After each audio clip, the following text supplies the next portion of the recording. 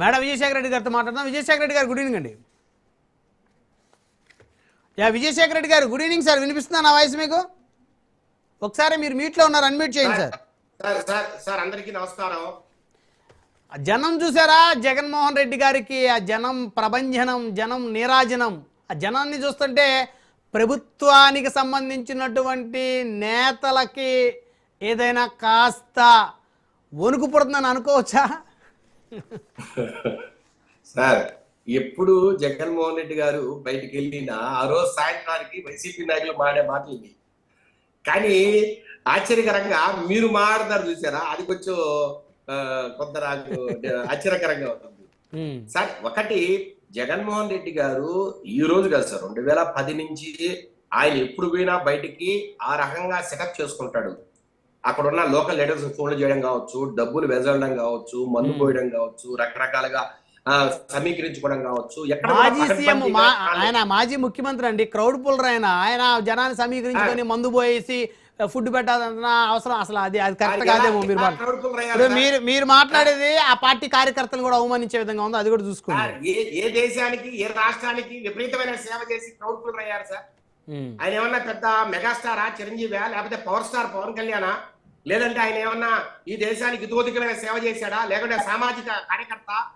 ఏం చేశారు సార్? ఆయన క్రౌడ్ పుల్లర్ అవడానికి ఆయన చేసిన గొప్ప ఏంటి?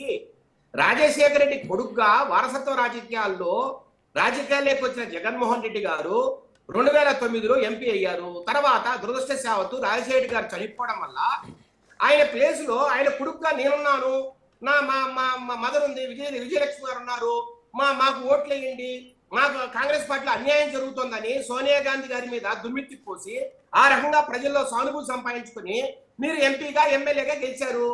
తర్వాత కాలంలో ప్రజల్లోకి వెళ్ళారు సార్. ఒకటి, తెలుగుదేశం పార్టీకి ఆపోజిట్ గా ఎప్పుడైతే కాంగ్రెస్ పార్టీ కొంత దిగజారిపోయిందో ఈ విభజన వల్ల, ఆటోమేటిక్ గా మీ పార్టీ కొంత బలపడింది. ఎట్లా, ఏ రకంగా సార్?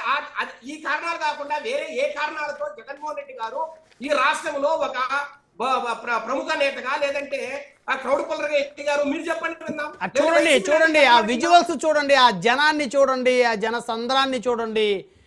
విజయశేఖర్ రెడ్డి గారు కాదు సార్, విశాఖపట్నం పోయినా మత్స్యకారులు కొంతమంది చనిపోతే వారిని పరామర్శించడానికి వెళ్ళినప్పుడు ఇలాగే జనాన్ని తీసుకొచ్చి సమీకరణ చేసి 200, 300, 400 డబ్బులు ఇచ్చి చాలా వీడియోలు చూశాను సార్.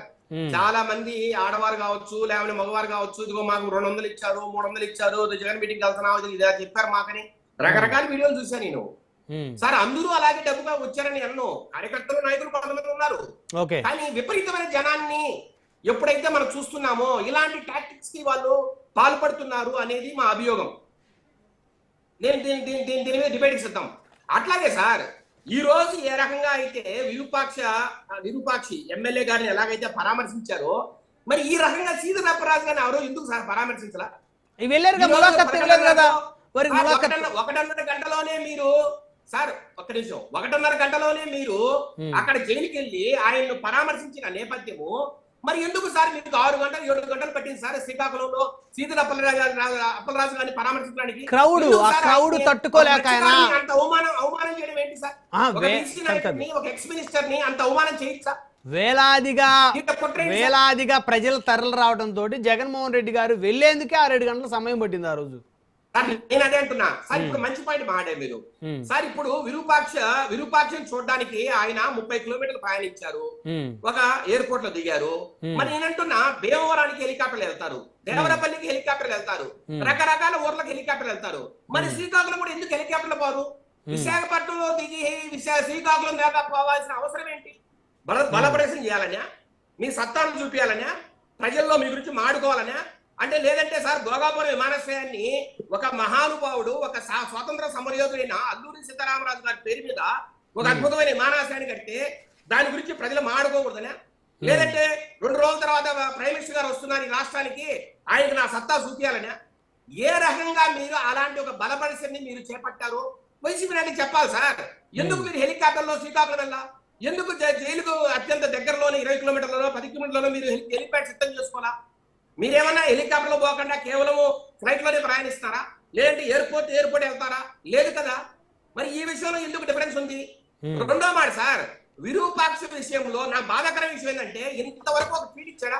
ఈ రోజు 2 గంటల పాటు ఆయన, నేను మొత్తం ఆశాంతం విన్నా ఆయన ఏమేమి మాట్లాడాడు. నేను అంటున్నా ఆయన మాట సార్, ఒక్క మాట ఇన్ని రోజులుగా చూస్తున్నాం కదా సార్.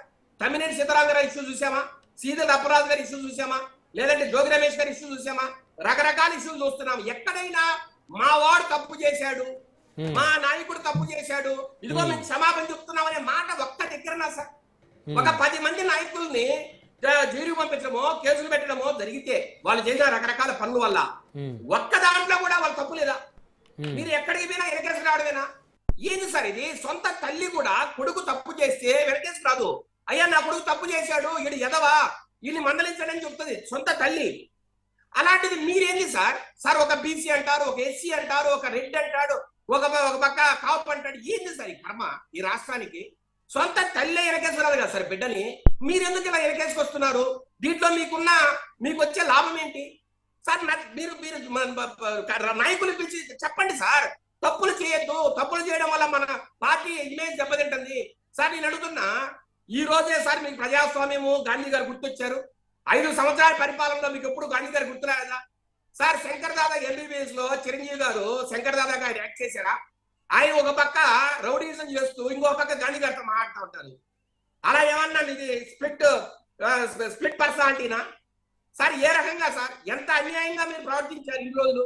ఎట్లా సార్ మీకు గాంధీ మాత్రం గుర్తొచ్చారు?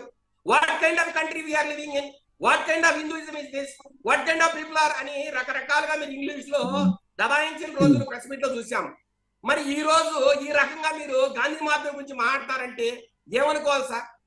ఇన్ని దుర్మార్గాలు చేసి సార్ ఈ రోజు కూడా ఒక వ్యక్తి తెలిపాడు, ఒక బాలుడు ఈ రోజు కూడా అక్కడ జరిగిన ర్యాలీలో మీరు అడ్డపడితే ఒక అంబులెన్స్ కి ఒక చిన్న బాలుడు చనిపోయాడు సార్. ప్రతి ప్రోగ్రామ్ లోనూ ప్రతి ర్యాలీలోనూ ఎవడో ఒకటి చనిపోవాల్సిందేనా సార్? శవాలుగా లేకుండా లేదంటే జైలు పోకుండా మీరు ఎప్పుడు అసలు పరామర్శ చేస్తే రారా?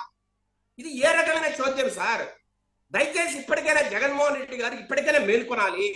ఇలాగా ప్రజల్లో మీకు మంచి సానుభూతి రాదు, ఇలాగా ప్రజలు మిమ్మల్ని హర్షించరు.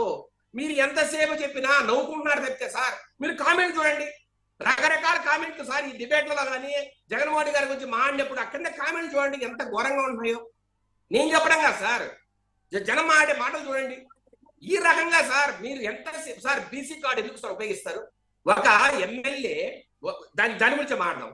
ఒక ఎమ్మెల్యే సార్ గిరి అనే వ్యక్తి మీకు ఫోన్ చేశాడు, మీరేం చేయాలి సార్? ఎస్ఐకో మీరు చెప్పారు కదా, ఎస్ఐకి ఫోన్ చేశా, సిఐకి ఫోన్ చేశాని. నేను అంటున్నా గిరి అనే వ్యక్తిని అక్కడ బైకో కారో ఉంటే ఆ బైక్ లో స్టేషన్ పంపించలేరా సార్? ఎవరైనా నాకు తెలిసిన రాజకీయం, నేను 20 సంవత్సరాలు చూస్తాను రాజకీయాల్ని, నాకు తెలిసిన రాజకీయంలో ఎవరికైనా ఇబ్బంది ఉంటే థ్రెట్ ఉంటే వెంటనే పోలీస్ స్టేషన్కి వెళ్తాను. మీరు కూడా గిరి అనే వ్యక్తిని ఎందుకు పోలీస్ స్టేషన్ పంపిలా? ఆ ఊర్లోనే పెట్టి, ఇప్పుడు మీరు అన్నారు కదా వాళ్ళు ఎవరో మమ్మల్ని కొట్టొచ్చారు అందువల్ల అతను గంటకు నిమిషాన్ని ఫోన్ చేశాడని, మీరు పోవాల్సిన అవసరం ఏంది? సరే మీరైనా ఒంటరిగా వెళ్ళారా, లేదా 5 మంది 10 మంది తెలిసారా? 100 మంది 200 మందితో కత్తులు కటార్లు గొడ్డలతో పోవడం అంటే దండయాత్రకి వెళ్ళారా సంఘాల మీదకి?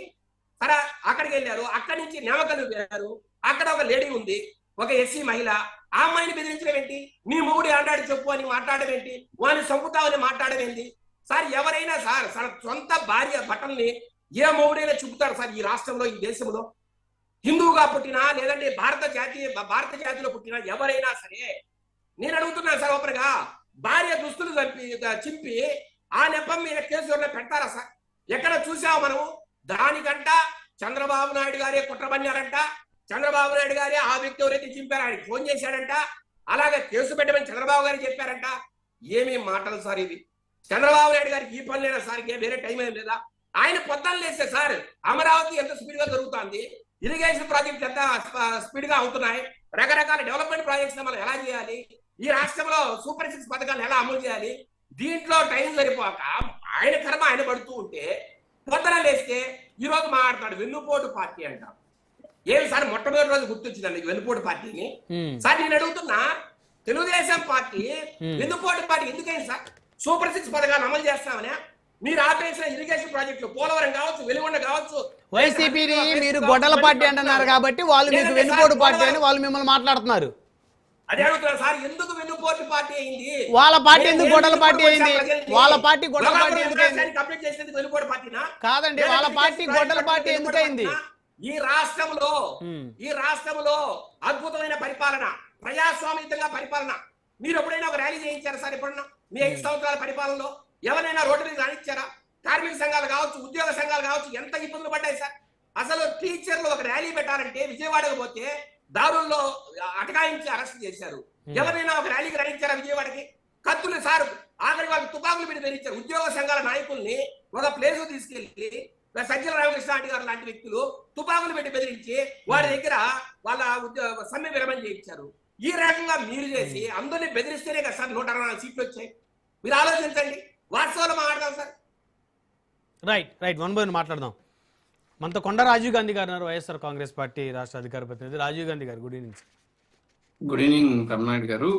మీకు మీతో పాటు పాల్గొన్న ప్యానలిస్టులకి, రాజ్ న్యూస్ ఛానల్ వీక్షకులందరూ కూడా నా హృదయపూర్వక నమస్కారాలు.